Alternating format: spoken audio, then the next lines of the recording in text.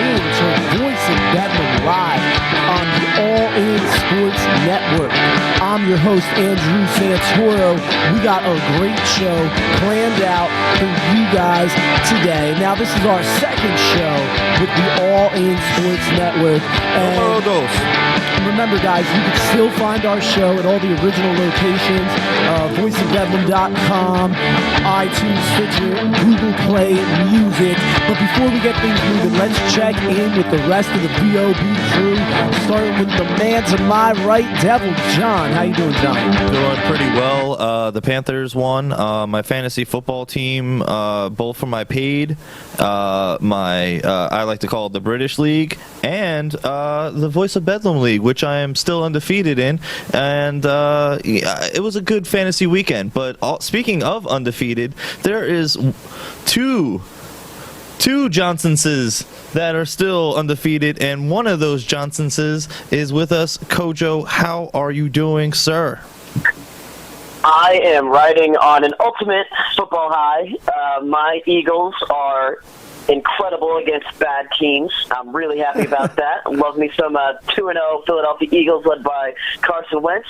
I went 4-2 in my fantasy league, so I'm still sitting at 10-2 in my 6th league so far. I couldn't be happier with football right now. I guess we'll have to find out how the Pennsylvania Bowl works out to be. All right. Well, guys, remember, it's Tuesday, so make sure you stick around for the whole show and hear our JokerChoker.com pro football pick'em poker picks. Joker. All right. But before we get things moving with this week's Daily Breakdown, let's check in with one of our sponsors. Are you unemployed looking for that perfect job, going back to school, or exploring a new career? Then it's time to visit newcodelogic.com. At Job Search Logic, we'll not only help you search and apply to any job, but do all the work involved to get you that new job. That's newcodelogic.com. Our strong, long-term devotion with all of our clients means a new world of possibilities for your new career. Get on the inside track to finding your new job today. That's newcodelogic.com. We have the connections and industry expertise to offer you the best jobs at the world's leading companies. Visit us today. All right. Well, now I guess we get to do a nice little news segment, if you can even call it a segment. We're going to run down the scores. Week 2, has concluded. Let's get things moving. We all know Thursday night, Jets on top of the Bills, 37-31. Moving over to Carolina, coming out on top of the Bay, 46-27. NFC East matchup coming out in favor of the Cowboys, 27-23 over the Skins. All right, Bengals fall hard to division rival Steelers, 24-16. New York Giants in a close one, coming out on top, 16-13 over the Saints. AFC East matchup, Patriots take out the Dolphins. Jimmy Garoppolo goes down. That's the more notable news. Let's move on, go over to the Texans taking out the Chiefs. Chiefs fall to 1-1, Texans 2-0 on the season. All right, Titans moving up to 1-1, taking out the Lions 16-15. Joe Flacco with a comeback. Browns get a 20-point lead in the first quarter, do not score again, lose. Ravens out on top, 25-20 Ravens. Seahawks have no offense. Rams coming out 9-3. Cardinals up 40-7 over the Bucks. Chargers 38, Jaguars 14. Oakland Raiders not off to a great start, 1-1. A lot of dark horse Super Bowl picks falling to the Falcons, 35-28. Colts down to the Manningless Broncos, 34-20. Packers fall to the Vikings, 17-14. Now, I had the Packers to win the division. Got to keep an eye on the Cheeseheads. And then getting out to Monday night, 29-14. Eagles over Cutler and the Bears. Eagles 2-0, tied for first in the NFC East with the Giants. Bears 0-2. Got to get it together, Chicago. Yeah, you definitely got to get it together because Although it seemed for a little while they were starting to, it looked like they were getting Kevin White involved, which not having him last year was obviously a big downfall for their franchise. But also starting off 0-2 is not a great one. It looked like Cutler is a little hurt as well. But there's a lot of quarterbacks right now that are hurt. It's interesting right now. Not as bad as the Patriots situation though. They're going to third string. That's kind of crazy. Well, if you want to get into today's daily breakdown, we can maybe get things moving with these injuries. With the daily breakdown. All right, now according to Yahoo Sports, Jimmy Garoppolo's injury came on a third down with less than 5 minutes left in the first half. He was chased out of the pocket and got a completion off to Mitchell, but then he was driven into the ground, landing on his shoulder. The hit delivered by Miami linebacker Kiko Alonso. Now, Garoppolo initially got up before going down to one knee, and then the training staff coming out to attend to him. He ended his day 18 of 27 for 234 yards with 3 touchdowns. Didn't even play 2 full quarters of football. Jimmy Garoppolo throwing 3 touchdowns and for 234 yards. And now, the backup quarterback, the third string quarterback, what is his name? Well, he's the exactly. rookie. I'm not sure Bill Belichick knows his name either. Yeah, we got Jacoby Brissett, who is a rookie out of NC State, taken by the Patriots, third round, 91st overall. Kind of surprising considering, they just took Garoppolo a couple of years back, but, I guess it's smart to have 3 quarterbacks on the roster, considering you never know who's going to get suspended or injured next. And did you guys hear we got none other than Julian Edelman as our emergency quarterback going in Thursday night against the Texans? What do you guys think of that? Well, Brissett, 9 for 6 in the half that he played with a 66.7 completion rating, throwing for 92 yards, no touchdowns, no picks. Edelman going out there, what you asked, that would be... we got to see if the Patriots win because they won with a third string quarterback. If you go over to Voice of Bedlam Facebook, go to facebook.com/VoB pod.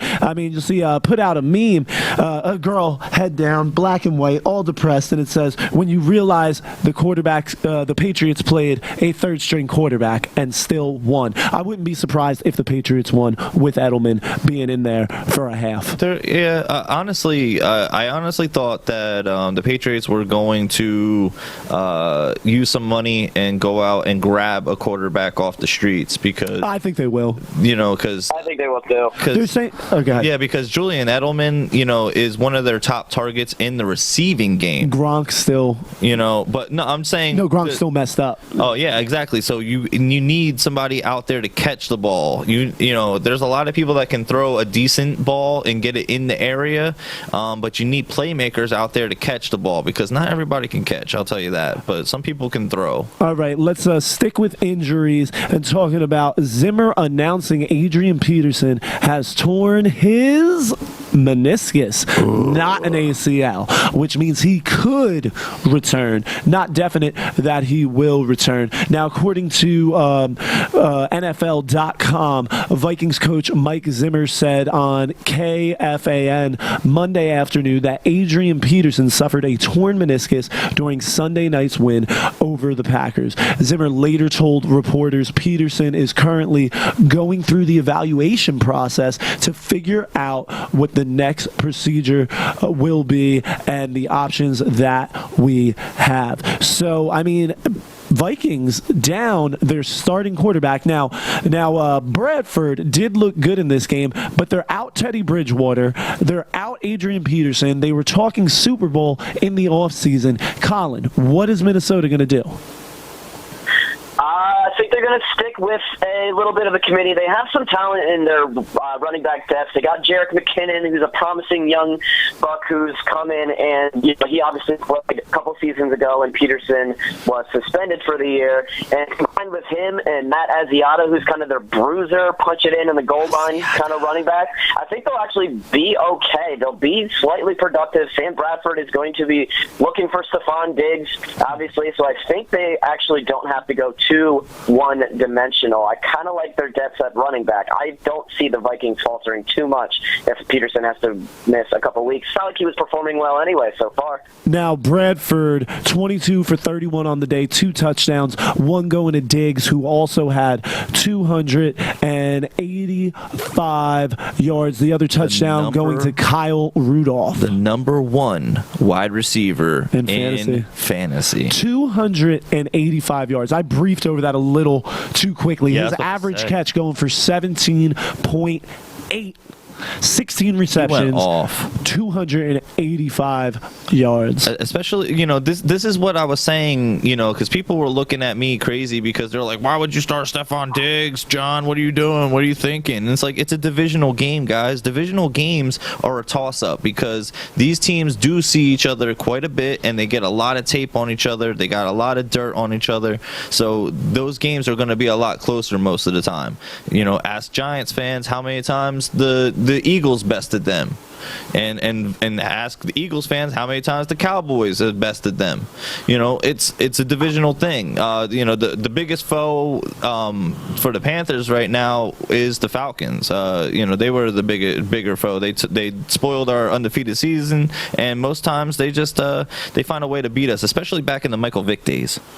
All right, well, let's take a quick commercial break.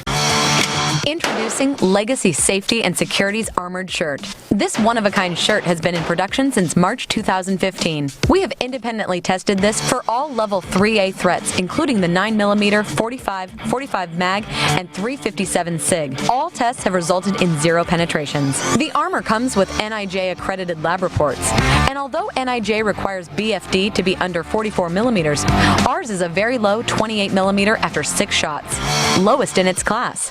The shirt is made of compression and has no Velcro or strapping, and unlike traditional vests, this is washable. We are introducing our dual threat panels, which stop all 3A and hand stab threats all in one panel. Legacy Safety and Security's Armored Shirt comes in various colors, and we're now making this in 2XL with larger panels. Order yours today at legacysafetyandsecurity.com, where your safety and security is our legacy. All right, so that's the world's first armored shirt. Go to legacysafetyandsecurity.com, put in coupon code FIVER10. That's FIVERR10. Put in promo code FIVER10 to save $10 off any purchase. Go to legacysafetyandsecurity.com. Now, getting back over to the injury news, tough break. Danny Woodhead having a great game last week. He goes down with a torn ACL against the Jaguars on Sunday and will miss the rest of the season. Now, that means Phillip Rivers won't have either of his top 2 receivers from 2015. So, Colin, what do you see the Chargers doing? I see Travis Benjamin continuing to do what he has been doing, which is lighting up the place. And honestly, Melvin Gordon has kind of quietly been having an incredibly productive season. He's averaged 4.2 yards per carry so far, punched it in 3 times. This is after scoring 0 touchdowns in his first season last year. I kind of like the combination of Melvin Gordon and Travis Benjamin moving forward now. I don't think the Chargers are a playoff team. I didn't at the beginning of the season, and these injuries certainly don't help. But I think Melvin Gordon is kind of, maybe he robbed Todd Gurley of his talent, because talk about a flipperoo, whatever that means. When Todd Gurley was lights out last year, Gordon was terrible. And so far, Gordon has been incredible this year, while Todd Gurley is a no-show. Yeah, I mean, Gordon having 3 touchdowns on the season, 159 yards. Phillip Rivers tossing 5 touchdown passes throughout the year, 463 yards in 2 games. John, what do you see the Chargers? Well, I see the Chargers going up against a team that's also missing one of their main targets in Dante Moncrief, with his shoulder being questionable, and the MRI results still have not yet to be reported yet as of right now. I just double checked to make sure.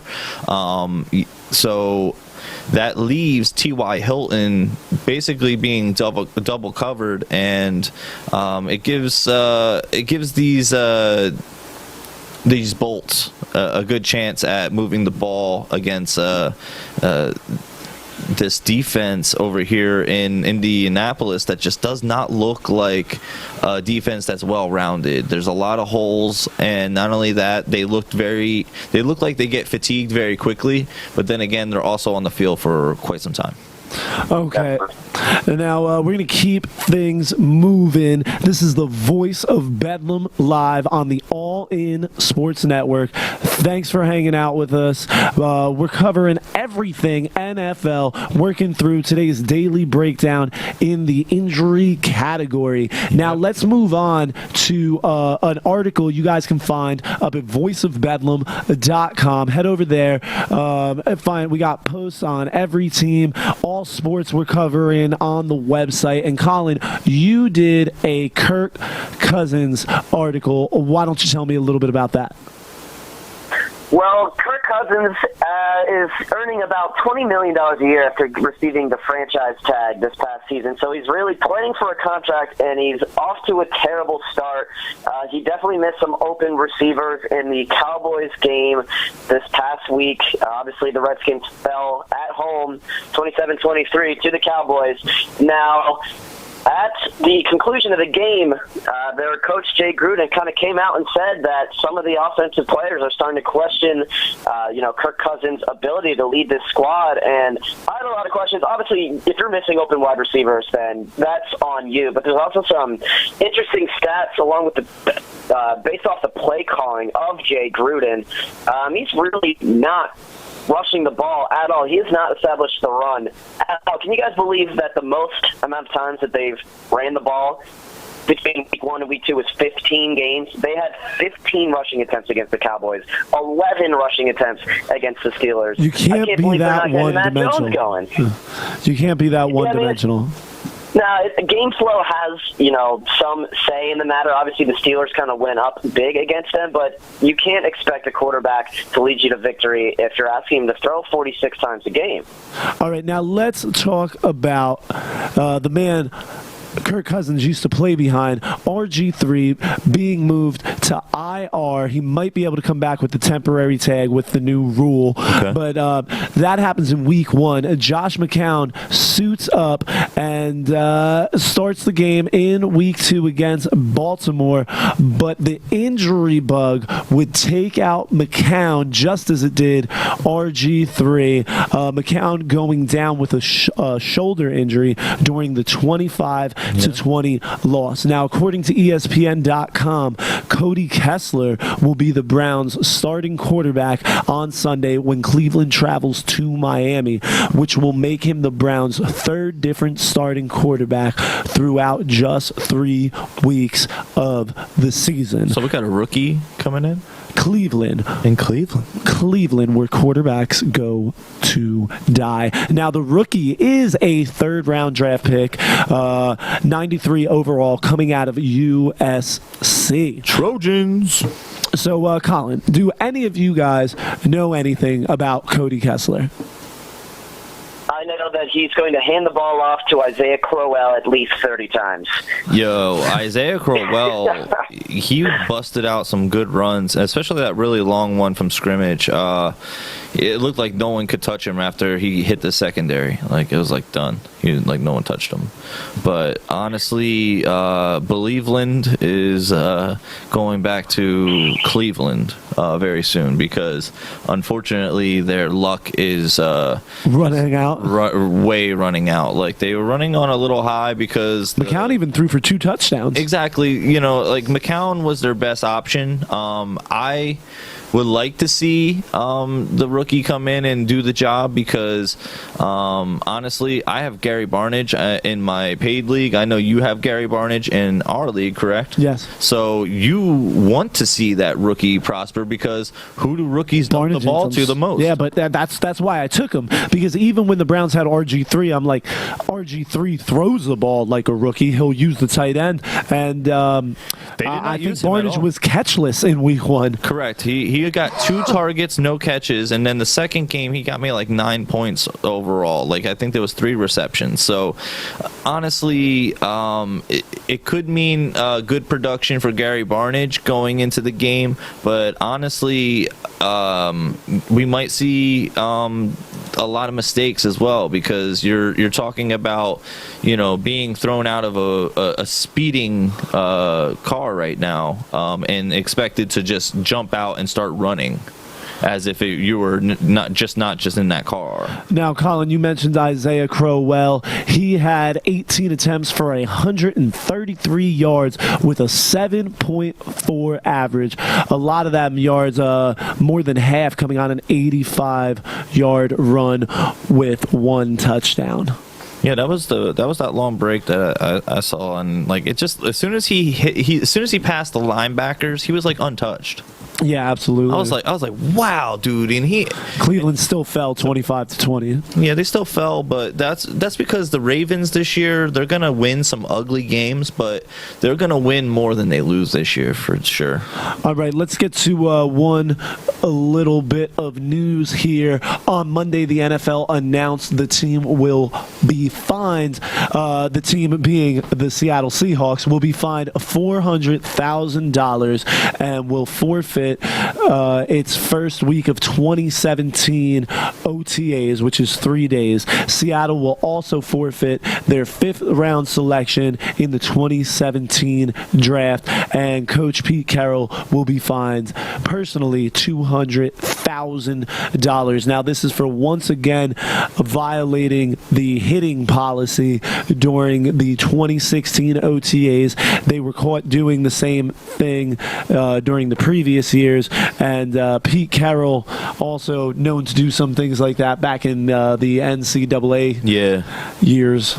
Yeah, it's costing them, though. I mean, they're taking draft picks. Yeah, it's kind of crazy, because we were just talking about USC, and he led them to some victorious years over there. Actually, the last few good runs, especially with Matt Lionheart and Matt Lionheart, Thunder and Lightning.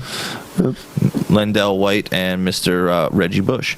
So when he came to the league, his and then when he took over with Seattle, you saw, especially when they were like in the last 4 to 5 years, they were always in the question of top 5 teams. Not like everybody likes to say, oh, they're a top 10 team. No, for a while, Seattle was the top 5 team. They went to back-to-back Super Bowls. Exactly. So, he has success, but he's also he also probably wants to tread the lines of a Belichick. It's like, all right, well, how about I just do whatever I feel like it until they catch me? Well, they caught you, buddy.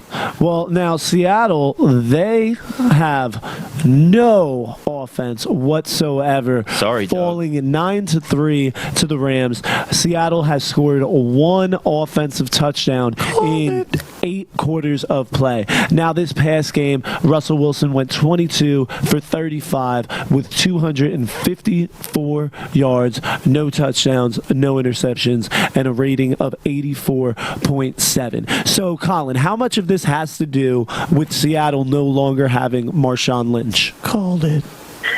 Marshawn Lynch being retired certainly doesn't help. I think a lot of this has to do with the Russell Wilson injury that he sustained week 1 against the Dolphins. And Ndamukong Suh actually this time accidentally steps on somebody, kind of banging up Russell Wilson's ankle. Oh, yeah. That's right. He did that in Detroit, too. Yeah, that Detroit stomp, as I like to call it. Yep.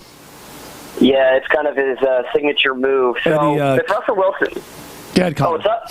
Go ahead, I'm Colin. just saying, like, if Russell Wilson doesn't have the mobility that he's known for, the elusiveness, the ability to extend a play, he kind of becomes a one-dimensional quarterback, and, you know, that's not necessarily his strength. Like, he has a strong arm, yes, but he's at his most effective when he is able to prolong the plays if the pocket breaks down. And we all know Seattle doesn't have a great offensive line.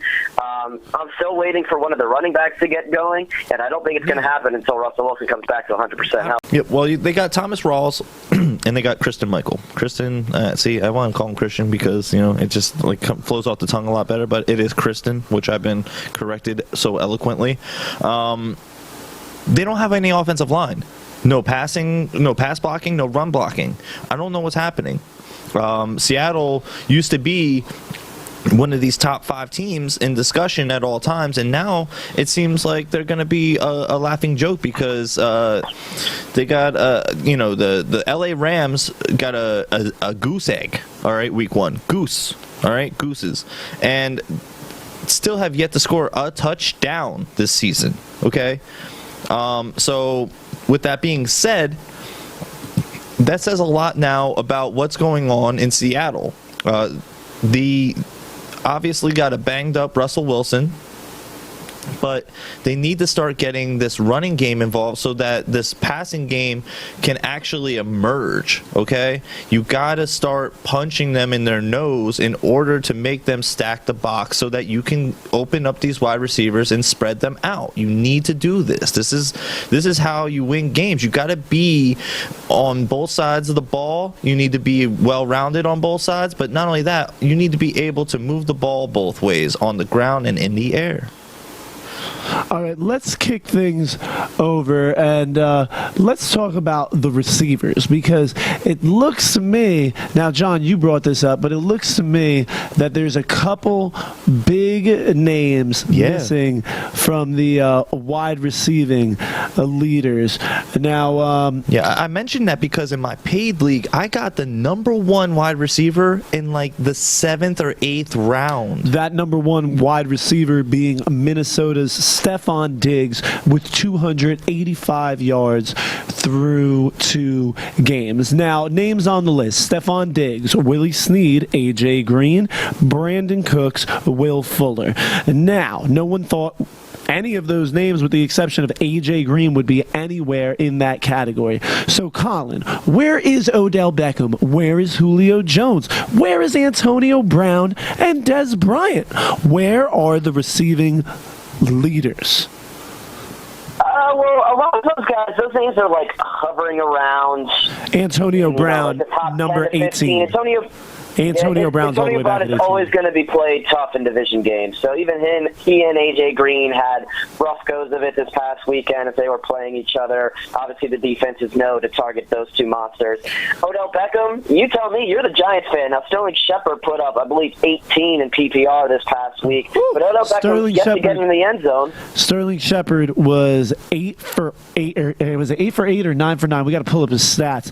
But the kid's on fire. I mean, he's really getting a lot of it's a little dump passes. This past week had 8 receptions, 8 for 8 with 117 yards, no touchdowns. Did have a score in the first one with a nice 32-yard long play. You got a nice pair of wide receivers there, and your offensive line just needs to hold up enough that Eli can get it out to him.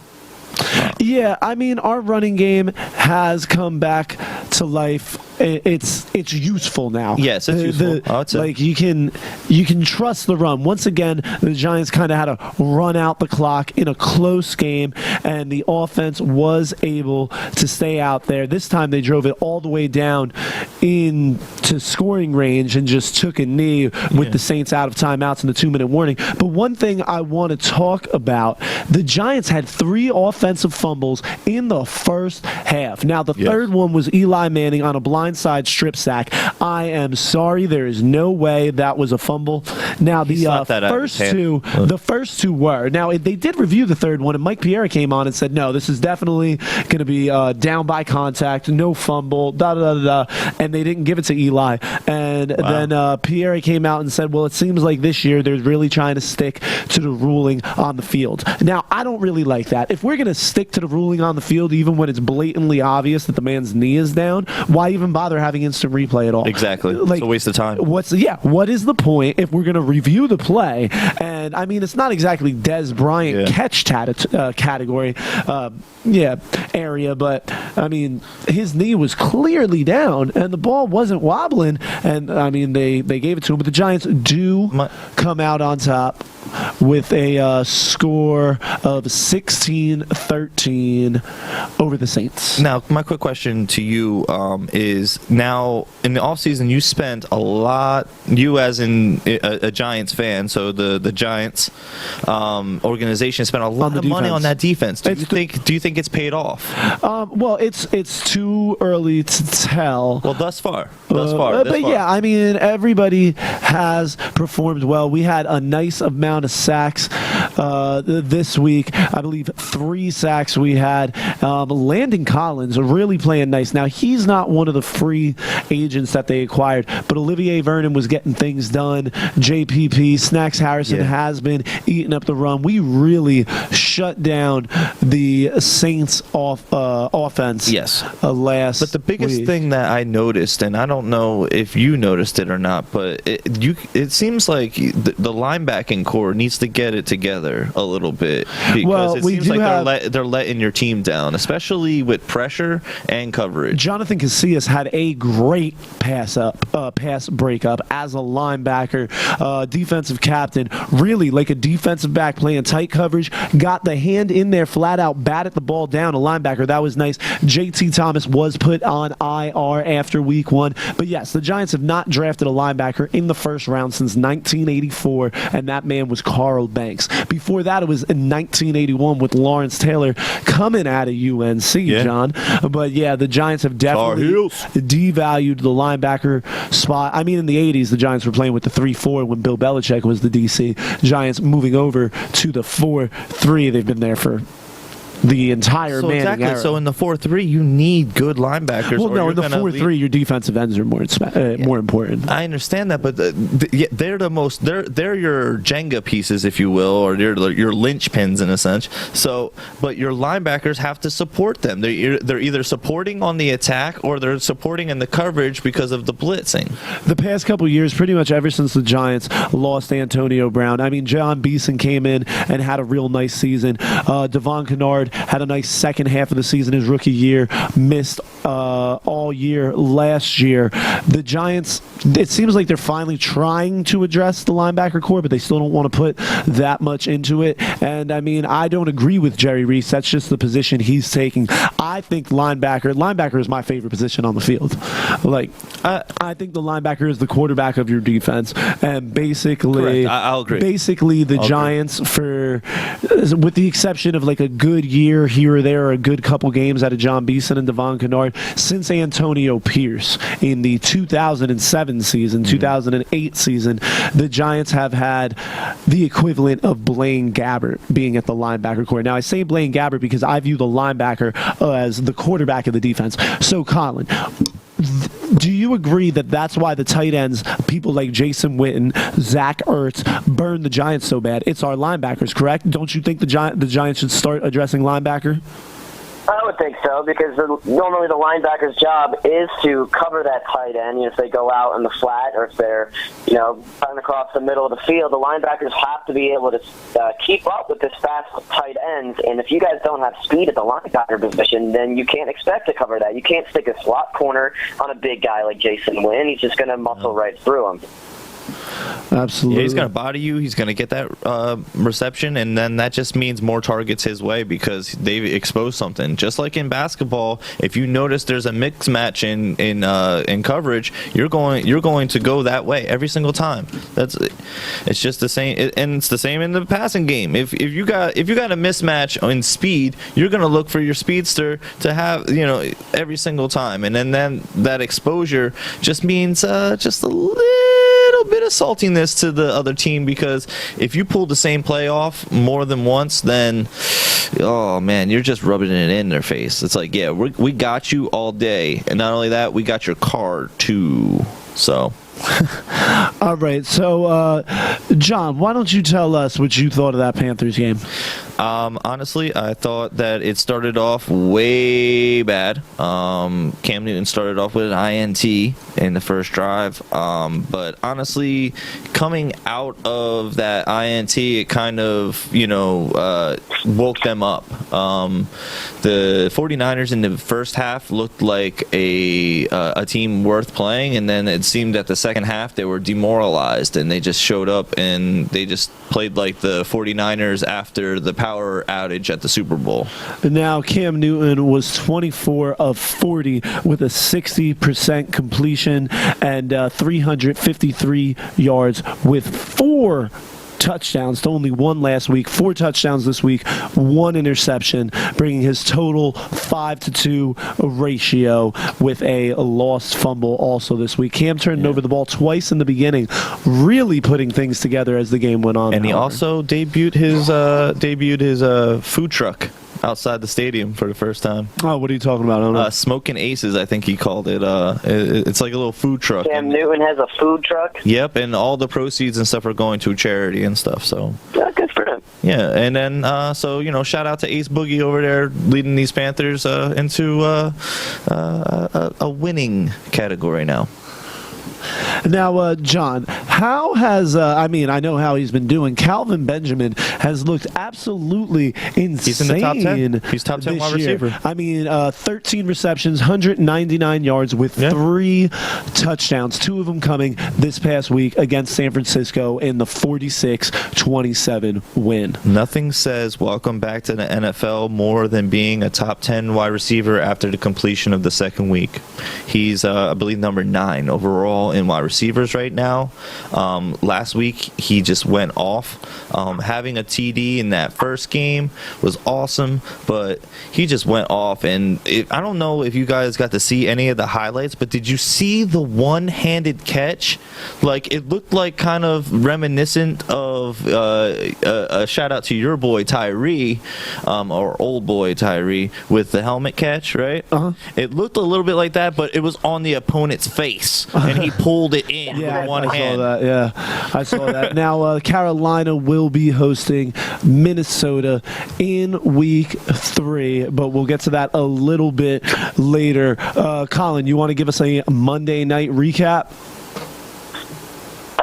Carson Wentz is for real, guys. I do not think that there's ever been a rookie quarterback who has started with 2 straight wins with 0 turnovers to start an NFL career. He is literally the only rookie quarterback to have ever done such a thing. Now, his stats, he threw for 194 passing yards yesterday. I believe he's in that ballpark. And that's with some key drops. Jordan Matthews and Nelson Aguilar each dropped a touchdown, respectively. But that defense is not joking around. We knocked our second straight quarterback out of the game, as we knocked Mr. Jay Cutler out after we injured Robert Griffin III in week 1. Obviously, that's not what you really want to do, but, I got to like the pressure that they're putting on the quarterbacks. The Eagles have played 2 lackluster opponents. They are 0-4 combined in the Cleveland Browns and the Chicago Bears. But, from you guys, from an outside perspective, I'm too homered up to really break down the Eagles subjectively. What do you guys think? I think they're legit. I think they're not going to really fight for a playoff spot, but there's a lot of talent. Well, Carson Wentz going 21 for 34, 190 yards, and 1 touchdown. Now, I don't really think as an Eagles fan, if I was an Eagles fan, which I could never be, in the situation you guys are in, I wouldn't necessarily be expecting the playoffs. Of course, I'd be rooting for them to win, but just because you guys don't make the playoffs this year doesn't mean it was a bad season with as big of a rebuild as you go through. It really depends on the development of Carson Wentz. That's really where everyone's going to be looking. You guys trade all them picks up to get Wentz. Now, I know you've acquired some of them back with shopping off Sam Bradford to the Vikings thanks to the Teddy Bridgewater injury, but I mean, you guys spent a lot to get up there. He's from a Division II school. He doesn't have to make the playoffs. We have to see his development, and we have to see how he works how the team works with an entire new coaching staff, basically. Yeah, what I noticed in the game, and yes, Colin just, he mentioned it, was that big drop by Matthews. You know, you're the number one wide receiver there, buddy. And I don't know if you guys seen these new NFL gloves or not, but like the inside is like this like sticky kind of silicone. So it kind of helps you a little bit with grip, if you will. But everybody wears them, so it's a fair playing field. But what I'm saying is, that's why you got to come down with that catch. Exactly. You need to come down and in with that catch. That means he did not have soft hands. You need soft hands. Soft hands on the catch. He had a lot of problems with drops last year too. Yes, but honestly, what I did see a lot of is, Carson Wentz making a lot of great football plays out of pressure. Most people like Tony Romo, once you hit him a good 7 times, he's frazzled to the point that he stops playing football altogether. But that's 7 times is a lot, though. Well, this offensive line here in Philly was giving up a lot of pressure points, as I would like to say. There was a couple holes, which I'm sure that they'll try to address going against Pittsburgh, because darn sure Mike Tomlin watched that game and saw some of the holes that offensive line gave up, and you cannot do that going up against the Eagles a team have like to get that. Better production out of Jason Kelce, their center. He had 2 penalties yesterday. He's let a lot of people through. He's an undersized center, and a lot of Eagles fans were hoping after a Pro Bowl season 2 years ago and a terrible year last year, addressing the guard position like they did when they brought in Brandon Brooks from Houston as a free agent. They thought that would maybe help Jason Kelce perform better and kind of mask his inability to stop some of the bigger guys. But so far, after 2 games, it hasn't really made a difference. Yeah. So, and with a rookie quarterback, he's doing as good as he can do right now. Cam Newton was kind of dealt that same type of situation, except for Jordan Gross was there, so he was still playing. But I thought Jake Delhomme was there. Jake Delhomme was on his tail ends there, but Cam Newton, when he came in, he got the starting bid right away. Yeah, well, let's talk a little bit about the Panthers game. Now, Cam Newton going 24 for 40. Did we already talk about the Panthers? Yes, we did. Yes, we did. We already talked about the Panthers.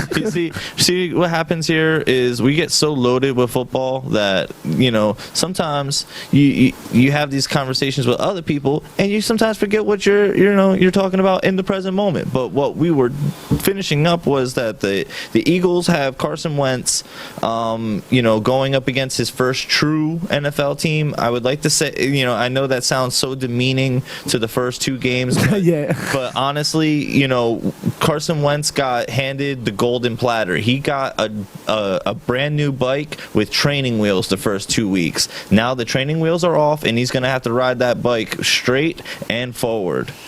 Okay, and one thing that you guys should go and straight forward. I don't know what kind of transition I was trying to go with there. Straightforward? I think I lost it. So let's just close up the segment, and get on with the next one on Voice of Bedlam Live. I am your host, Andrew Santoro. We have Devil John with us and King Kojo Colin Johnson on on the phones. Let's move on to our next segment and do our jokerchoker.com pro football pick'em poker picks. Yes, everybody that does not know needs to know about jokerchoker.com, the home of Joker Choker Pro Football Pick'em Poker, a new style of football pick'ems that's going to bring the strategy of poker to the game of football pick'ems. It's easy to play, and you know what? It takes a lot of strategy to win. Unfortunately, I haven't been doing that because, see, you can make the right picks, people, but guess what?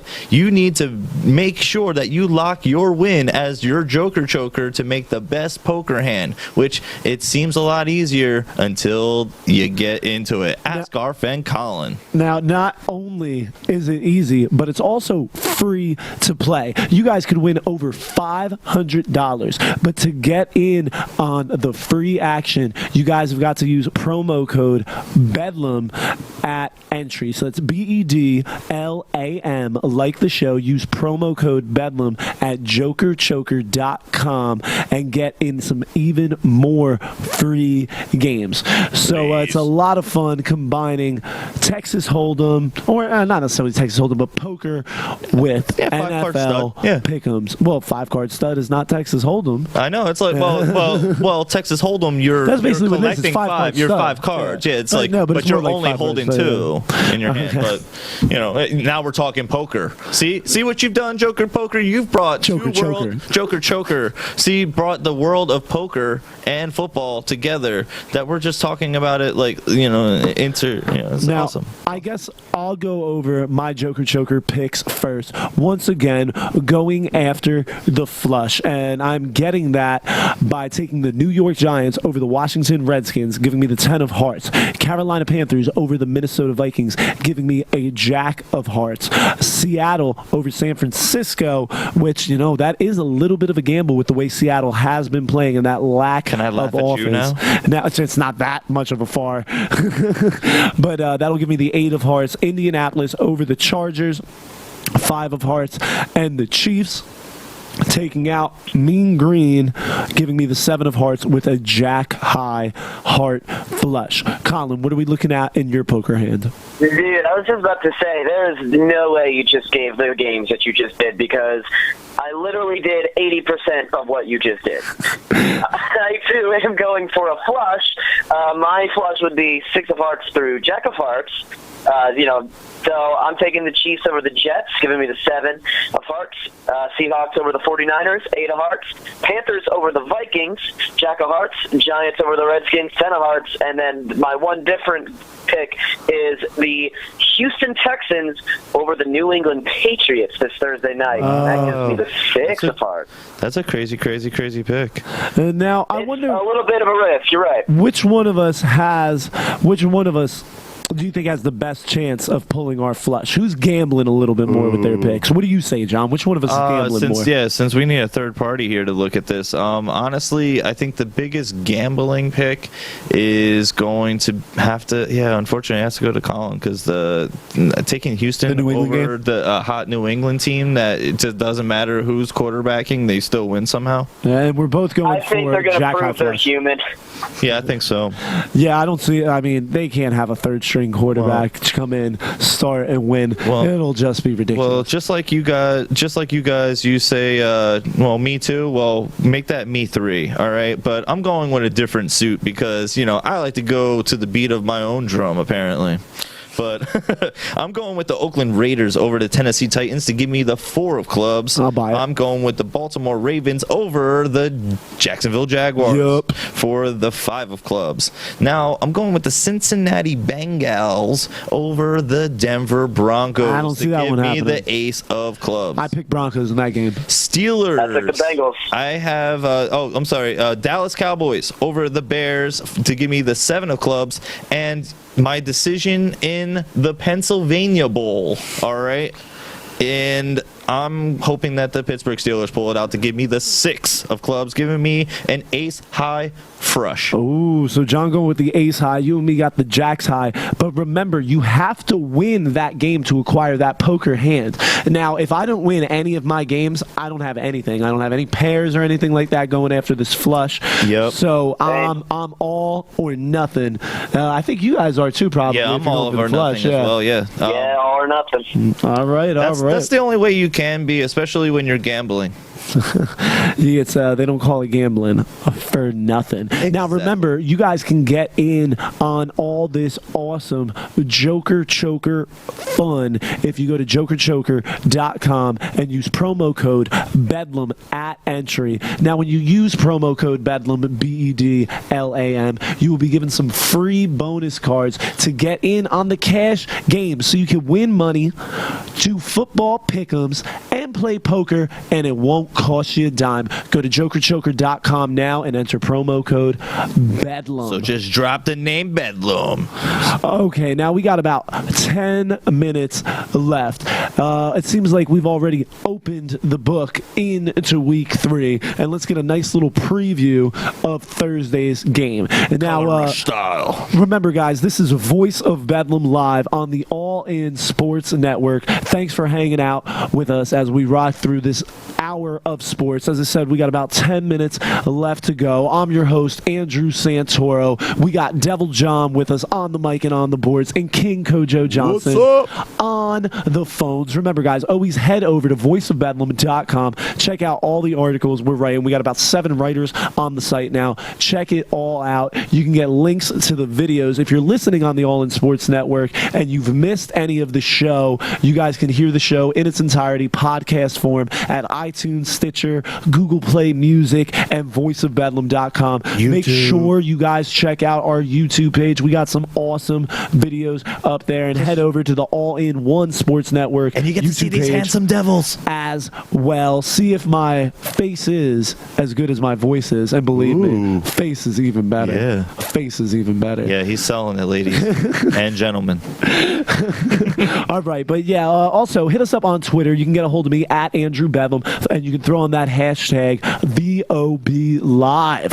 So we're also on Facebook. So get up with us, guys. Yeah, so Thursday night, we got the Texans at the Pats. We already have Collins' pick because he's going with the Texans over the Patriots. I am as well. Is that your heart pick? Is that like in your heart?